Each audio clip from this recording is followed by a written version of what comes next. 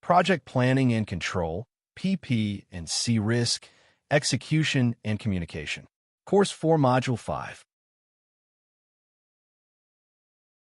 The final analytical module focuses on communication, the discipline of translating a complete and accurate PP and C assessment into a briefing that decision-makers can understand and act on.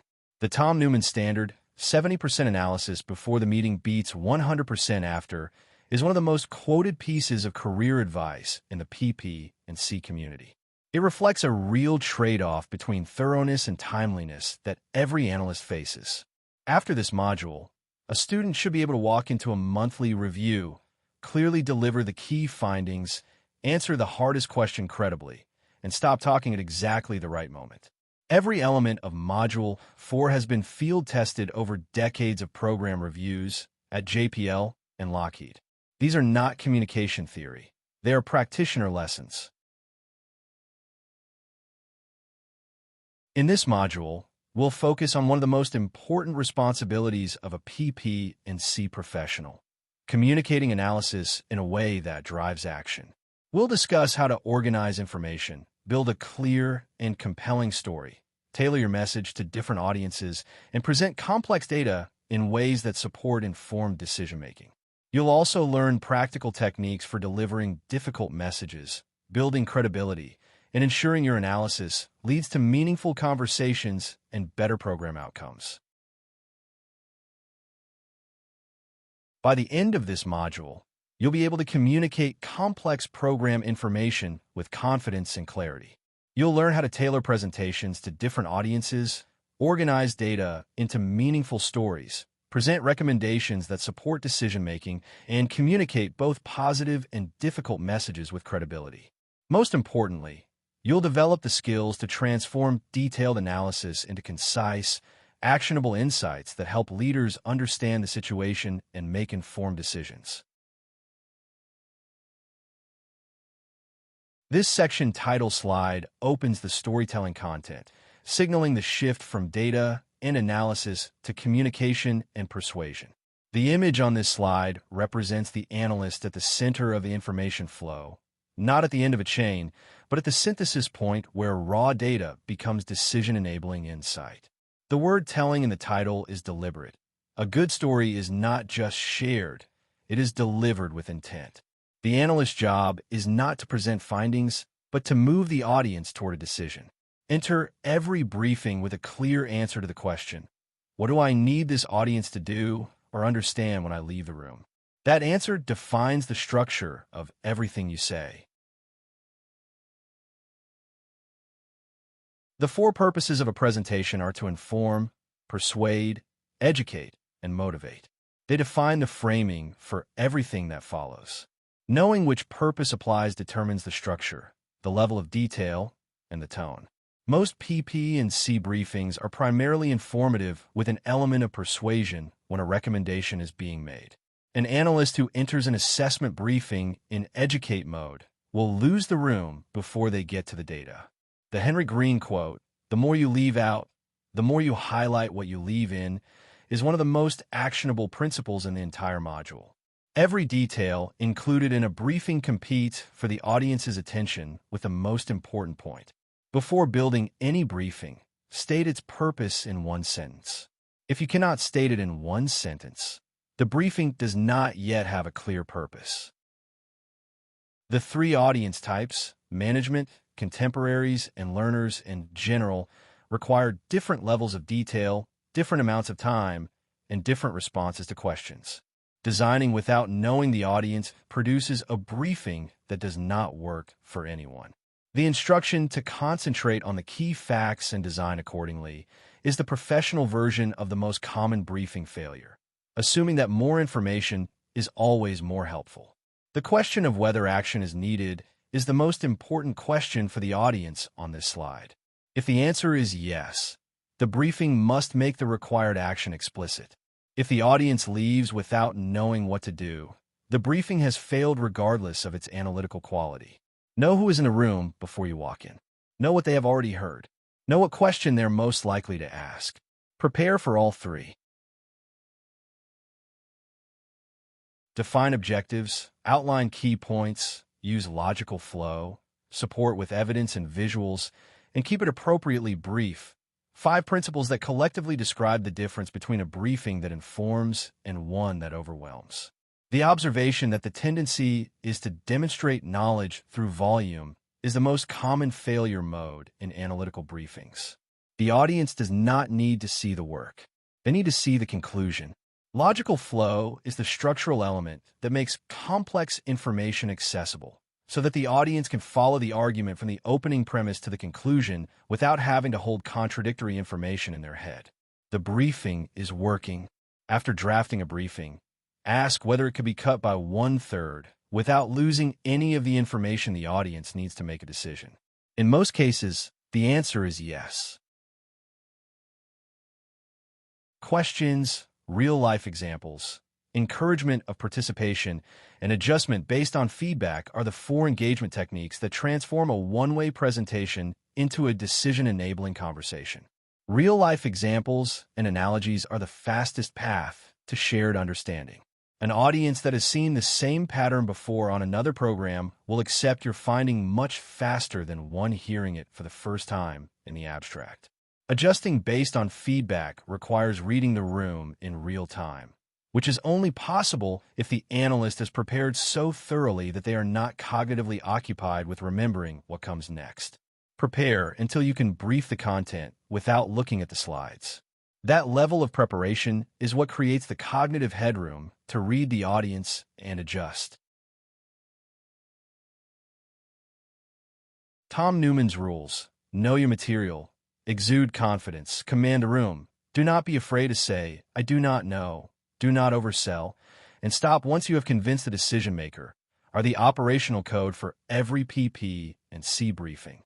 The rule to stop once you have convinced the decision maker is the hardest to follow and the most important. Continuing to build the case after the case has been accepted risks undermining what has already been accepted. The instruction not to be afraid to say, "I do not know," is a credibility-building rule, not a knowledge gap excuse. The analyst who admits uncertainty and commits to a follow-up is far more trusted than the one who fabricates an answer. Before your next major briefing, identify the 2 questions you are most uncertain about. Have a specific plan for each one, either the answer or the explicit acknowledgement that you will find it. The Orion Program Manager's quote captures the ultimate failure mode of PP and C communication. "I see all this data, and I have no idea what you want me to do with all this," which is not a data problem, but a storytelling problem. The most important ability for a PP and C staff member was the ability to synthesize data for program management decisions. This is not a communication afterthought. It is the core value proposition of the PP and C function as viewed from the executive level. A PP and C analyst who produces technically excellent work that the program manager cannot act on has not failed at analysis. They have failed at the job. After every briefing, ask the decision maker one question: what action, if any, are you planning to take based on what you just heard? The answer will tell you immediately whether your story landed. The analyst's job is to review data and then summarize and highlight what management needs to know. Not all information is equally relevant, and building the story to clearly convey concerns is the synthesis task that separates good from great. The great analyst can summarize the essence of a report on 1 page. This is not a compression skill. It is a judgment skill, knowing what matters enough to include and what does not matter enough to omit. The funnel image: an analyst collecting broad data and narrowing it to a clear message for management, is the right mental model. The analyst is the filter, not the pipeline. Practice writing a 1-paragraph summary of your monthly assessment before building the formal briefing. If you cannot write that paragraph, you do not yet know what the story is. Clear and direct wording, strategic organization, and the identification of positives are 3 principles that collectively distinguish a PP and C narrative that enables decisions from one that generates more questions. The example that overrun is not an overachievement is not a grammar lesson. It is a reminder that euphemistic language in financial reporting erodes trust and prevents action. Call things what they are. Identifying positives is not optimism bias. It is analytical balance. A briefing that contains only problems invites the audience to discount it as incomplete. One that honestly acknowledges progress while identifying concerns is more credible. Before finalizing any assessment briefing, apply the 3 principles as a checklist. Is the language clear and direct? Is the information organized logically and persuasively? And have the legitimate positives been identified? Good metrics must be measurable, available, accurate, easy to understand, comparable across programs, decision-enabling for both short and long-term, and include both leading and lagging indicators. The question could answer what is causing the most pain. It is one of the best selection criteria for which metrics to include in a briefing. It forces the analyst to connect the measurement to the problem rather than selecting comfortable metrics. The dashboard images on this slide illustrate the integration principle, schedule, obligations, risk matrix, workforce, and cost performance in a single view. Decision makers should not have to synthesize across 5 separate reports to get the picture. For each metric you include in a monthly briefing, be prepared to state specifically what decision it enables or informs. If you cannot state that, the metric may not belong in the briefing. 3 audience types require 3 different presentation approaches. Experts get methods and details. Lay audiences get simplified step-by-step explanations, and executives get an executive summary with facts. The most common failure in multi-audience briefings is calibrating to the most technical person in the room. The executive does not need the methodology. The technical staff does not need the executive summary. Give each what serves their decision-making role. Preparing differently for different audiences does not mean preparing 3 separate briefings. It means knowing which parts of a single briefing to expand or compress, depending on who is in the room. When building a briefing for a mixed audience, structure it with the executive summary first, the key findings second, and the supporting details third.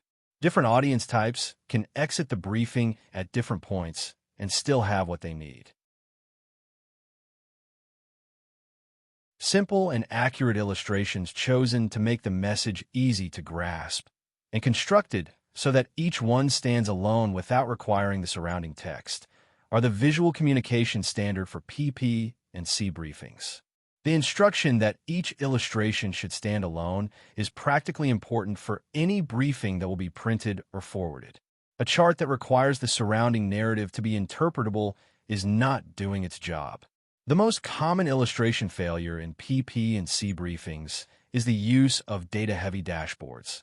They contain too much information to serve a communicative purpose and too little context to be analytically useful on their own. For every chart in a briefing, ask whether a decision maker could interpret it correctly without reading the surrounding text. If the answer is no, the chart needs a clearer title, a simpler structure, or a call-out annotation. 3D charts can be misleading. Pie charts are overused and should only show components that add up to 100%, and column charts should not exceed 12 data points.